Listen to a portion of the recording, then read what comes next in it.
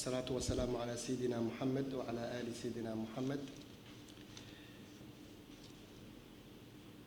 Madame la représentante, je pense adjointe de l'Union européenne à Djibouti et auprès de l'IGAD,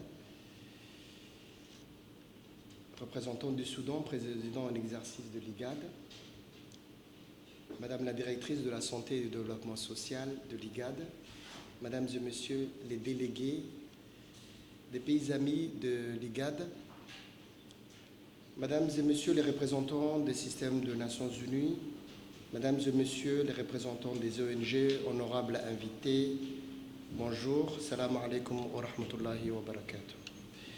Permettez-moi d'abord, dans un premier temps, de remercier le secrétaire exécutif d'avoir organisé cette réunion du comité de pilotage du projet de réponse face au Covid-19, Union européenne IGAD, ici dans la salle de conférence du siège de l'IGAD à Djibouti.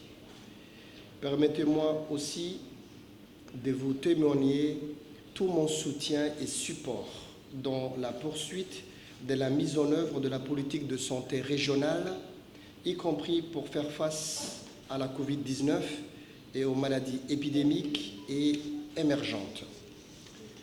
Je souhaite également marhaban et la bienvenue aux délégués des pays membres et frères de l'IGAD, ainsi qu'un agréable séjour dans leur second pays. Djibouti est et restera toujours une terre de rencontres et d'échanges, une terre également de bienvenue pour nos frères de cette partie de l'Afrique.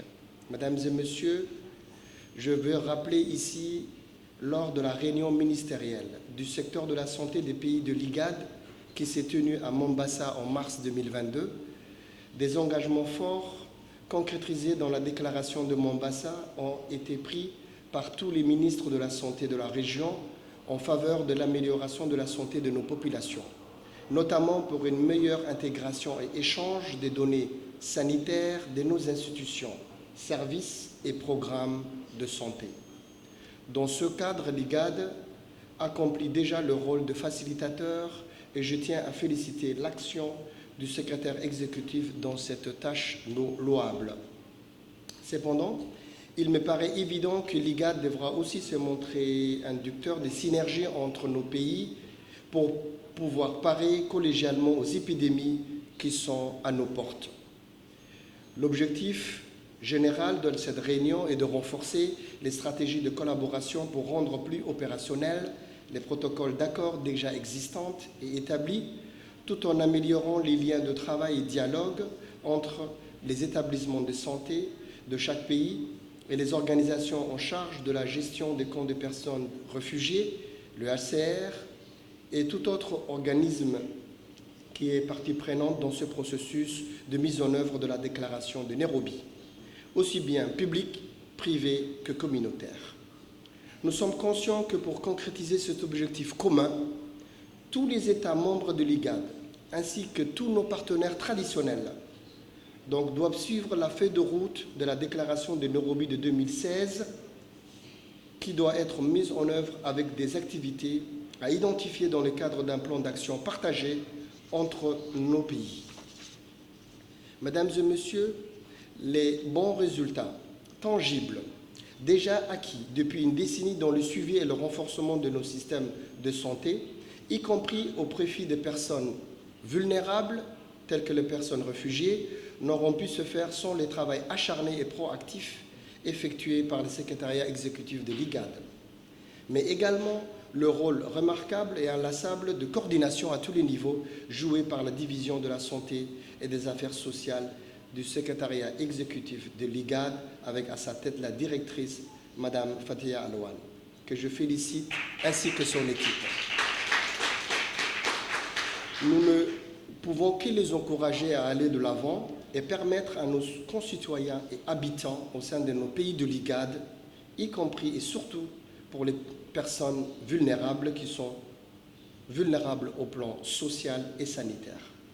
Mesdames et Messieurs, chers délégués, nous souhaitons, au nom des pays de l'IGAD, cette réunion régionale du 5 et 6 décembre, que la feuille de route du projet soit finalisée donc, pour chaque pays et menée à bon port tel que programmé au démarrage du projet.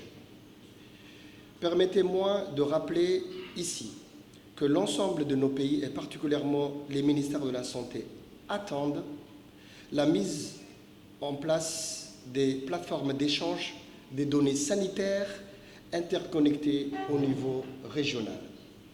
Cela avec l'utilisation de solutions digitales qui faciliteront la gestion des activités de santé tant au niveau central que périphérique, au niveau de nos systèmes de santé.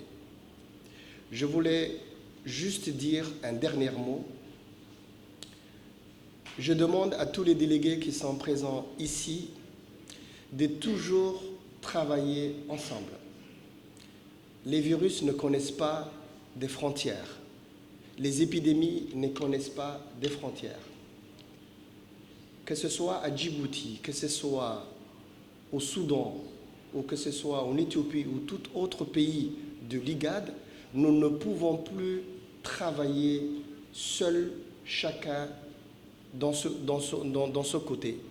Nous devons travailler ensemble, en étroite collaboration. Nous devons vraiment bâtir un système de surveillance épidémiologique au niveau national, mais aussi régional. Nous devons bâtir un système de contrôle et de réponses rapides à toute éventuelle épidémie qui va venir. Le Covid-19 nous a surpris, mais le Covid-19 ne sera pas la dernière épidémie.